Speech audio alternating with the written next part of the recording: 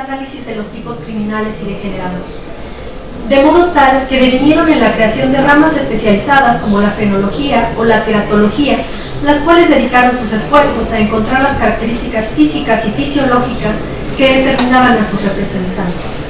Un ejemplo de cómo las teorías científicas de la época marcaron el canon fue la que desarrolló Benedict Auguste Morel en su Tratado de la Degeneración de la Especie Humana en 1857. En ella plantea que un espécimen degenerado de la especie humana es un ejemplo de desvío malsano del tipo normal de la humanidad y presenta una clasificación que señala seis razones principales de la degeneración. La primera, por intoxicación. La segunda, las resultantes del medio social. Tercera, las que resultan de la afección mórbida anterior o de un temperamento malsano. Cuarta, las derivadas de la inmoralidad. 5. Las que provienen de enfermedades congénitas o adquiridas durante la infancia. Y sexta, las que tienen relación directa con las influencias hereditarias. De todas ellas, el autor destaca esta última como la causa más general y universal, ya que está presente de algún modo en todas las demás. Morel sostiene que después de varias generaciones de alienados, la degeneración se transforma en incurable. Un eco, ciertamente, de los postulados de Jean-Baptiste Lamarck en su Filosofía Zoológica de 1809, acerca de la evolución de las especies, la repetición de patrones de comportamiento y adaptación. A la teoría de Morel se sumaron las ideas de otros estudiosos como Cesare Lombroso, con El hombre delincuente, 1876, quien agrega a las condiciones genéticas las afecciones intrauterinas y del ambiente al estado del individuo, o de Max Nordau, con Degeneración, quien planteó en 1892 una teoría de las fobias y las manías. Los estudios mencionados son solo algunos ejemplos representativos de la manera en la que algunos discursos científicos de la época analizaron y catalogaron al otro, el sujeto que no era parte de la norma, ya fuera por su deformidad física, psíquica o social. Al respecto, como bien indica Armando Bartra, si acaso la norma no implica la transgresión, los transgresores, transgresiones y anomalías sí implican a la norma en su reconocimiento y definición. Así pues, bajo estos influjos, los literatos crearon formas novedosas de narrar casos clínicos y policíacos en los que sus protagonistas suelen pertenecer a las minorías transgresoras de los órdenes mencionados, físico, psíquico o social. Algunos de ellos llevaron su pluma más allá, logrando humanizar lo imposible, en este caso, la animalidad.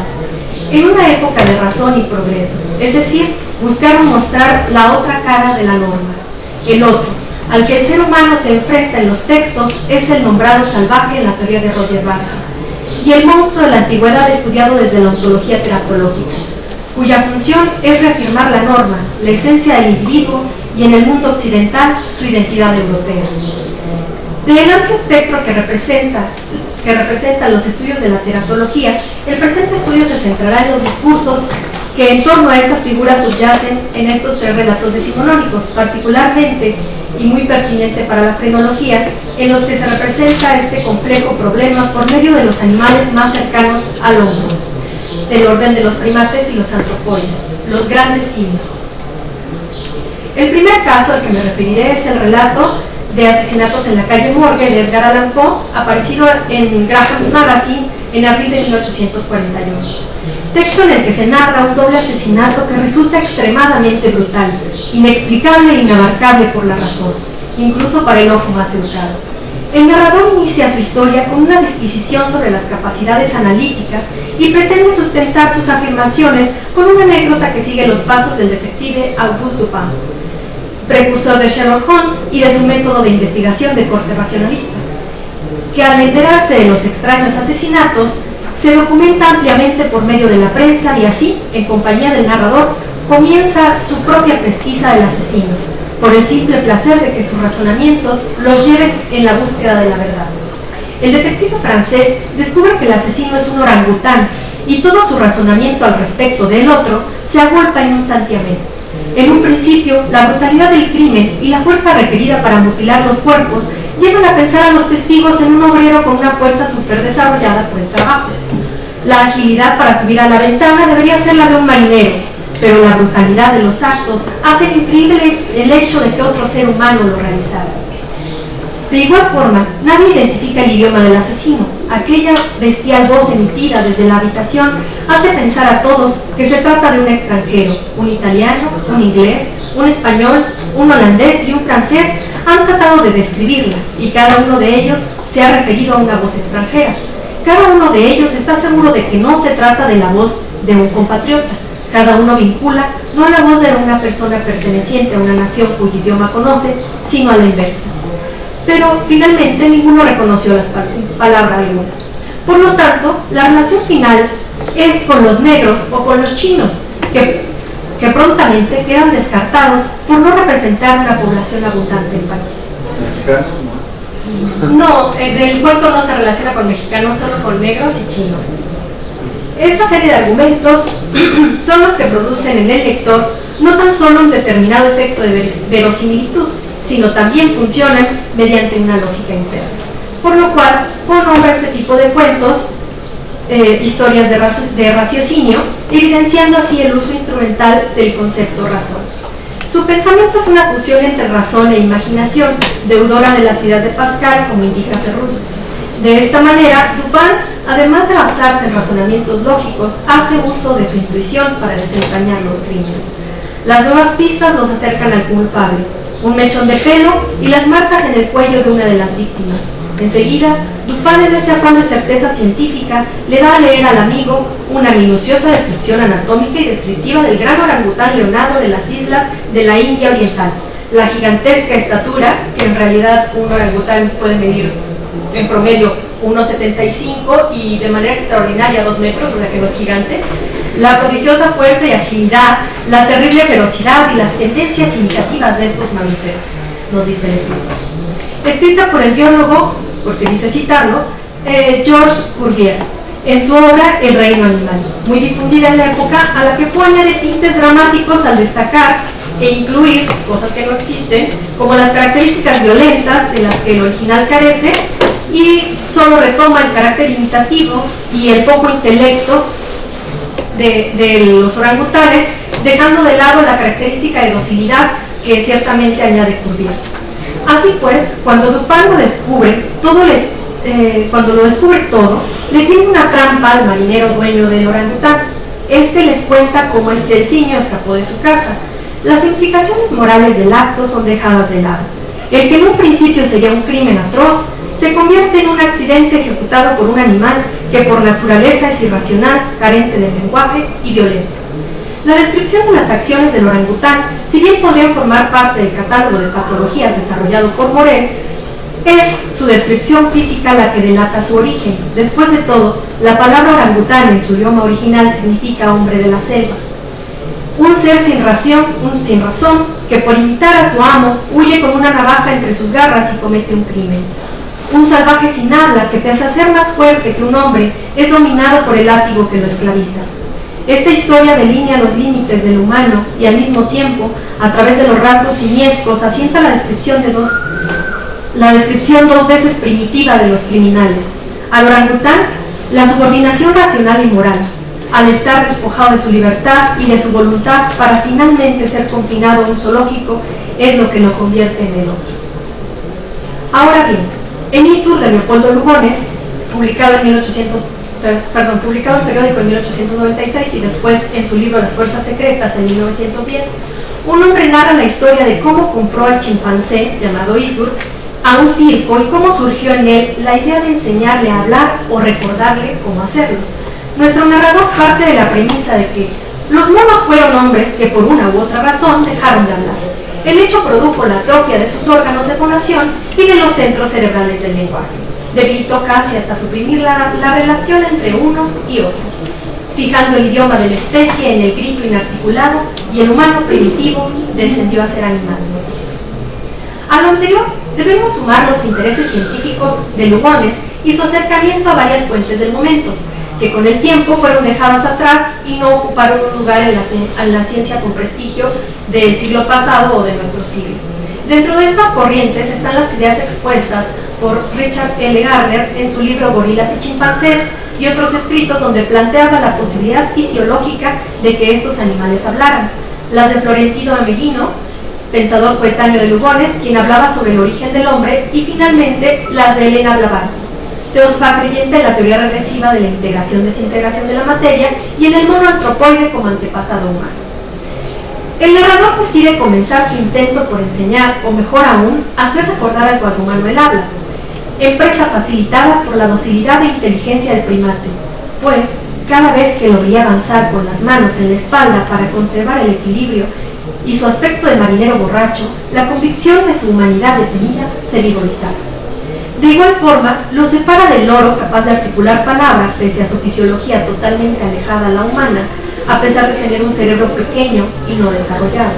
El narrador, del mismo modo que Dupin en el cuento de Poe, señala el carácter imitativo al que considera una gran ventaja y convierte al chimpancé en un sujeto pedagógico más calificado que un niño, con una gran memoria, buena atención y el gusto por aprender. Adicionalmente, Eastwood posee la ventaja de su juventud, característica que, según nos dice, lo hace más receptivo al conocimiento del mismo modo que ocurre con los individuos de raza negra.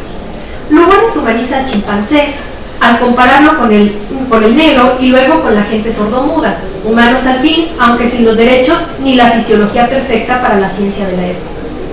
Y nos dice de él: su extraordinaria movilidad mímica se compensa al lenguaje articulado, demostrando que no por dejar de hablar se deja de pensar. Así haya disminución de esta facultad por la paralización de aquello.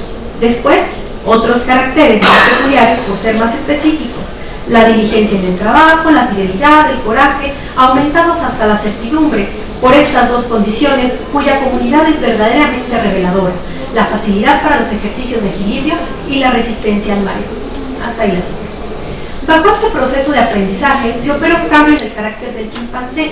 Tenía menos movilidad en las facciones, la mirada más profunda y adoptaba posturas meditabundas. Había adquirido, por ejemplo, la costumbre de contemplar las estrellas.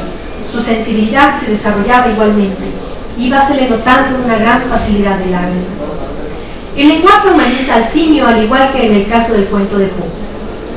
Sin embargo, su amo se encarga de recordarle en cada lección su posición subordinada. Lo golpea cuando no consigue lo que quiere, dejando al desvalido ser hundido en un silencio profundo. Yo soy tu amo, tú eres mi mono. A lo que el chimpancé se limita a sentir con la mirada. La moral humana no se aplica a sus acciones. El simio es una posesión, un animal amaestrado que obedece. Isur enferma de manera mortal y en los últimos momentos, con su último suspiro, genera sonidos que el investigador traduce como amo, agua, amo, mi amo. El chimpancé en el cuento de Lugones coincide con la representación del hombre primitivo que guarda celosamente un secreto durante muchos siglos, del que durante muchos siglos ha sido guardián. Igualmente guardián de arcanos desconocidos, posee las claves de la tragedia, oculta los misterios del cosmos, sabe escuchar el silencio y puede descifrar el fragor de la naturaleza. El salvaje ha sido creado para responder las preguntas del hombre civilizado, para señalarle, en nombre de la unidad del cosmos y de la naturaleza, la sinrazón de la vida, para hacerle sentir trágicamente el terrible peso de su individualidad y de su soledad, nos dice Roger Bacon. Así pues, el personaje de Lugones quiere someter a Isur a una cruel pericia, a jurar de una decisión que su especie tomó en un remoto pasado y que por lo tanto está incorporada definitivamente a sus genes. Borrar ese salto regresivo que significó la libertad de un grupo humano envilecido por la esclavitud es lo que se le pide a Isur, volver a su antigua categoría de ser humano sometido a otro ser humano. De modo que el recordar su conocimiento antiguo lo lleva a transformarse en el mono de su amo. Sus últimas palabras no son más que la revelación del hombre salvaje que le da a conocer su futuro, el futuro de la humanidad. Es el simio humanizado y esclavizado por el hombre, pero es al mismo tiempo el simio sabio que decide callar frente al hombre necio.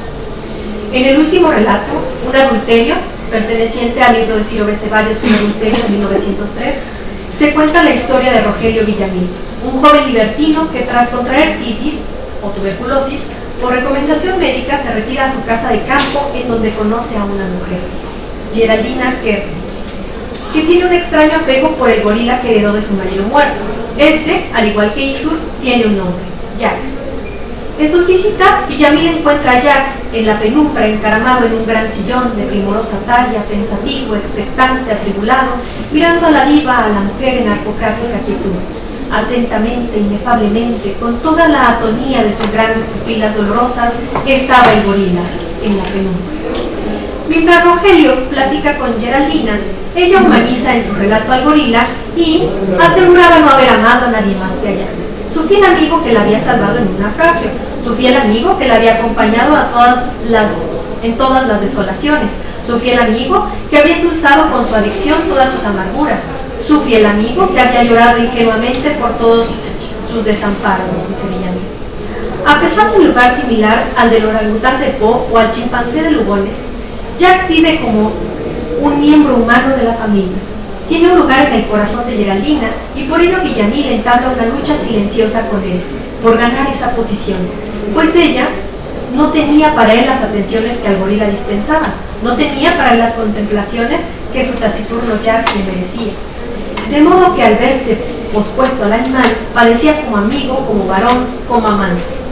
Villamil, que en un principio es descrito como alguien racional, que desea la vida tranquila de los campos, de inmediato es gobernado por las pasiones y piensa en vengarse, matarlo para que no sea un impedimento, pero comprende que eso lo haría aún más difícil. Mientras Villamil cada vez aparece más furioso y animalizado, Jack es descrito como un ser bueno, con modales y buena educación humanas. Él, nos dice, parecía una persona desgraciada, su tristeza era conmovedora, terrible, siniestra. Muchas veces, cuando estaba en la penumbra encaramado en el gran sillón, una lágrima, una gota del fuego del dolor eterno ahogaba en un sollozo de galeote, resbalaba por los hirsutos pelos de su rostro formidable. Lloraba, lloraba, lloraba. Luego, haciendo una espantosa mueca, aguzaba el hocico tendiéndolo hacia la dama. Su actitud victoriosa evocaba verídicamente el beso negro del celoso veneciano al caer devorante sobre la rubia pelvis de Desdémona.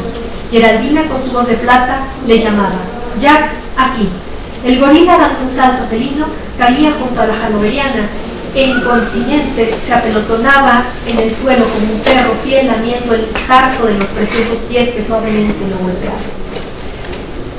Ceballos, al igual que los otros autores, compara al gorila con un héroe, en este caso con uno que se encuentra en una posición bastante elevada, que se revela en el desenlace de la historia. Jack es Otelo. Por lo tanto, Geraldina es Desdémona. Después de casarse con Geraldina, Villamil descubre a su mujer copulando con Jack e intenta matarlo con un puñal. Es Rodrigo tendiendo la trampa a Otelo, pero la mirada de Jack lo desarma y se confiesa inferior a la bestia. Finalmente se lanza sobre Jack, que lo recibe entre sus garras. Las manos de Otelo esta vez asesinan al celoso y no al amado. Jack regresa a su sillón, a la penumbra contemplativa que conoce, y es el narrador quien nos sugiere que quizá el amor lo ha elevado en el escalón evolutivo, que, nos dice, quizá desde las imperfectas voliciones de su cerebro oscuro, las aspiraciones evolutivas, ritmadas por los clamores del orgullo alerta, le murmuraban muy cerca del oído: serás como un dios, como un dios, como un dios. Entonces Rogelio, por el mismo sentimiento y por los celos, quedaría hundido en la animalidad, deshumanizado totalmente y convertido en un fardo. El otro en este cuento se encuentra por encima de la posición que debería ocupar. Su situación es equivalente a un criado que actúa como amo del hogar. La moralidad del simio no es cuestionada. El protagonista lo iguala a su situación de hombre que sucumbe frente a la tentación femenina. El amor carnal une a hombre y simio en una lucha en la que sobrevive el más apto. Y la mujer queda como culpable del bestialismo, una degeneración derivada de la inmoralidad y de Amoré. En la época este es un crimen común para las clases bajas. Sin embargo, esta mujer puede elegir al simio, Otelo, por su posición, y morir entre sus brazos para serle fiel por siempre. Como es posible notar en estos tres relatos, se encuentra retratada la profunda melancolía en los ojos de los grandes simios, su parecido con el ser humano, el camino evolutivo que con este comparte, su carácter imitativo y que el hecho de que los tres hayan sido extraídos de sus entornos naturales para ser llevados a la ciudad. Los autores nos dejan ver desde el reflejo de esos ojos al ser humano que es capaz de esclavizar, maltratar y asesinar a los de su especie, a un animal que no se defiende para sobrevivir, sino para conseguir lo que desea, aun si sus actos son irracionales e inhumanos. La sabiduría del simio consiste en el silencio contemplativo. Los tres cuentos demuestran lo inacible que es el discurso del otro por medio de un estudio externo, de suposiciones médicas, políticas o sociales. Al mismo tiempo, el otro podría ser intercambiado por alguna minoría de la época, un aislado social que solo puede actuar en espacios cerrados y controlados, un negro, un disminuido, un degenerado, ya sea física o psíquicamente en los términos de la época. Así pues, el simio es una representación ambivalente, dócil o bestial, por medio de la cual es posible constatar los límites del humano en el siglo XIX y principios del XX. Una moral que se apoya en la ciencia para justificar la dominación de ese otro, del monstruo cuasi humano. Al mismo tiempo, resulta un sujeto que vive en la marginalidad legal. La ciencia, incapaz de demostrar su razonamiento, se limita a describirlo, ya que la experiencia del otro no importa. Si acaso en sus ojos hay lágrimas y se intuyen sentimientos en su semblante, es imposible igualarlos a los del hombre occidental. La nueva degeneración del ser humano consistirá, bajo la luz de estos autores, en la humanidad misma y sus métodos de medir lo humano y lo no humano, en un proceso que lleva a la humanización del simio y la deshumanización del hombre. Gracias.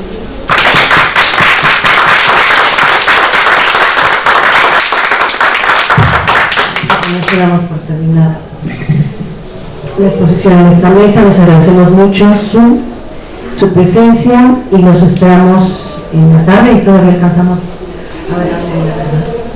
Gracias. Ay, perdón.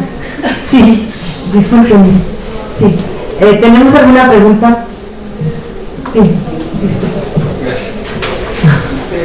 Es para cualquiera, pero la propuso la maestra Huerta. Me preguntaba si digaba usted un proceso de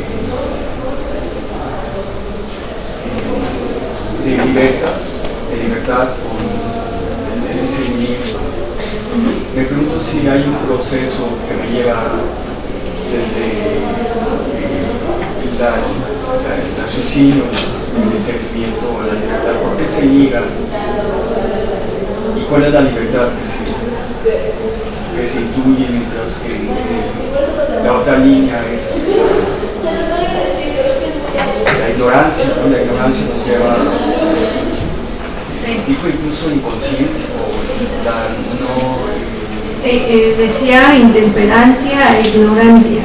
Sí, pero incluso la ligó con no ser. Bueno, Boecio considera que desconocimiento de uno mismo es lo que lleva a la esclavitud. Y por lo tanto no hay esa capacidad de distinguir lo bueno y lo malo. Entonces, en cuanto a la relación de la libertad con la capacidad de discernimiento, él solamente afirma que es el hombre libre porque tiene esa capacidad de dominarse. Es decir, la clave estaría en cuál sería la clave para distinguir el autoconocimiento del hombre mismo, para distinguir entre lo bueno y lo malo. Es el ejercicio que hace de su razón para que pueda distinguir estos dos caminos y por lo tanto, al tener esa posición, pues ejerce su libertad, cosa que el animal no tiene, según la visión de Boecio, y por lo tanto se deja llevar por la necesidad del impulso. En Boecio, pues por ahí recuerdo en estos pasajes del libro cuarto, que no hace este procedimiento como tal, sino que simplemente lo va ligando al razonamiento de que, por lo tanto, si es uso de la razón, entonces lleva a la libertad. La libertad de arbitrio, digamos que es también uno de los puntos que hace que el ser humano vaya por el bien o vaya por el mal. Y podríamos relacionarlo un poco más así como en un tema teológico de la diferencia entre los ángeles y los demonios, que dado que los ángeles no tuvieron, o bueno, los demonios no tuvieron esa capacidad de esa libertad de arbitrio, por eso cayeron, ¿no? Y podemos decir, ahí está lo importante, la libertad de arbitrio, el juicio. pero no hay como tal un detalle en Boecio de este procedimiento.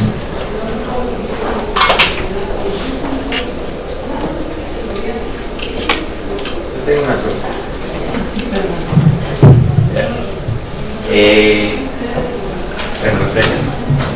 Gracias. Yo soy Luis Ángel Gómez, soy estudiante de teatro y en nuestra clase de teatro para niños existe el proyecto que yo estoy encabezando de trasladar el libro de la selva, el libro de las tierras vírgenes de Rudyard Kipling a una obra de teatro para niños. Hemos estado leyendo y hemos estado profundizando en esta historia, en el ciclo de Mowgli,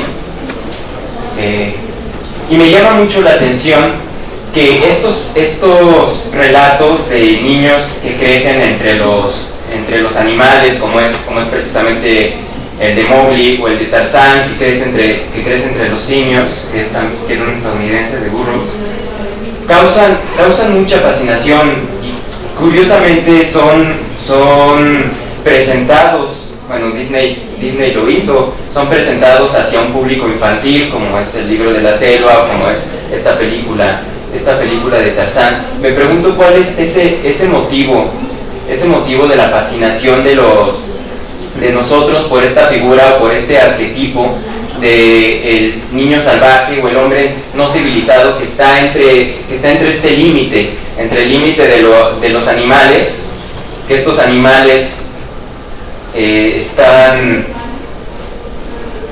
civilizados o tienen un código, o tienen una serie de conductas que están normativizadas. En Kipling es muy claro con la ley de la selva. ¿Por qué causan esta fascinación principalmente a los públicos jóvenes? Y me gustaría leer una cita de un artículo que le hacen, o más bien de una edición que le hacen al libro de la selva, National Geographic, para abordar otra de las preguntas. Y dice, al final de este artículo, que es sobre la bestia humana, dice: actualmente, aunque los avances de la psicología hayan permitido explicar muchos de sus misterios, los niños salvajes conservan un poder de fascinación al remitirnos a nuestros fantasmas de abandono, a la angustia del olvido y la separación, y continúan planteando la única pregunta digna de una respuesta: ¿qué hace de la bestia humana un hombre? Esa sería como la segunda pregunta que quisiera plantear para ver qué opinamos. Bueno, comienzo yo. Bueno, creo que la fascinación por este hombre salvaje tiene que ver con lo que dice Roger Bartra acerca de esa construcción que tenemos también del buen salvaje, digamos, de ese hombre primitivo que no es malo, no tiene, digamos, el apego a los vicios sociales que tendría un hombre que convive con la sociedad, claro. Creo que eso por un lado. Yo creo que de ahí viene la fascinación, porque si lo ves por el lado teratológico, cuando se encontraron esta serie de niños que habían sido criados o por lobos, o por simios, o por cualquier animal, pero esos son los dos más comunes, lo que hicieron fue meterlos a circo, ¿no? Y entonces que la gente los viera y la gente se fascinara con estos niños que rugían y que se veían, y además les ponían vestimentas acorde, ¿no? Les ponían alguna piel para que se vieran más salvajes. Y desde ese punto de vista, pues, eran ese otro que no era incluido, ¿no? No era, la fascinación era por el horror y no por sentirlo cercano. No sé. Y la segunda pregunta en cuanto a qué hace ¿cómo era? ¿Qué hace de la bestia humana un hombre? Qué complicado. Ahí tendremos que hablar con alguien que sepa de ontología y de esas cosas. Yo creo que lo que hace falta para que cualquier ser sea nombrado hombre o que tenga derechos parecidos al hombre es que la sociedad decida que los tiene, ¿no? Para mí, porque en general eso es lo que pasa. La autoridad se construye a partir de que la sociedad decide si entra o no en lo que podría ser humano. Hace un siglo los discapacitados no entraban dentro de esta norma de los derechos humanos porque eran disminuidos, ¿no? Y ahora, bueno, podemos agradecer que mucho ha avanzado la ciencia y que se les tome en cuenta como cualquier otra persona. No sé, yo creo que por ahí vamos. Pues en la visión de Boecio sería que ¿qué hace de la bestia humana hombre? Yo creo que sería precisamente su razón. Está siguiendo un poco